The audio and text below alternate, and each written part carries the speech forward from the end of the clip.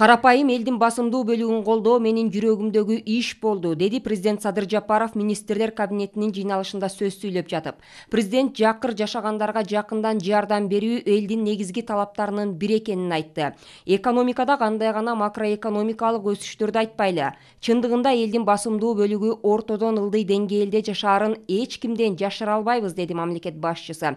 Ал пенсия, жөлөк пул, айлыктарды көтөрүү, турак жай менен камсыздоо, документи жок үйлөрдү документтештирүү, жерлерди трансформациялоо маселесине токтолду. Бул багытта кыска аралыктын ичинде аткарылган иштер тууралуу айтып өттү.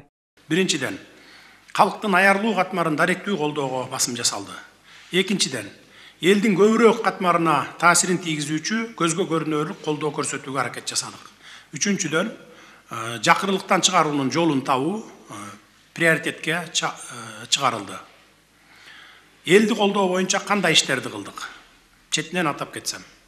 Аз камсыз болгон жарандарга социалдык колдоо көрсөтүү максатында 2021 жылдын 1 январынан тартып 16 жашка чейинки балдары бар үй бүлөгө көмөк мамлекеттик жөлөк пул алган муктаж үй бүлөлөр үчүн электр энергиясынын тарифин 77 тыйындан 50 тыйынга түшүрдүк.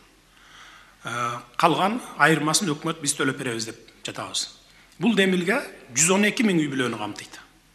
Бул абдан чоң колдоо. Өткөн жылы мен нарын тарапка барганда 1000 киловатт сааттык лимит боюнча убадамды бергем.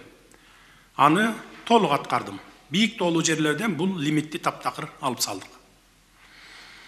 Балдар үйү, карылар үйүндөгүлөрдүн тамактануусун жакшыртуу боюнча чечимди ошол үйлөргө барып, жеринде дароо кабыл алдым. Тамагына бөлүнгөн каражат мурда 110 сомдон болчу, азыр эми 220 сомго көтөрүлдү.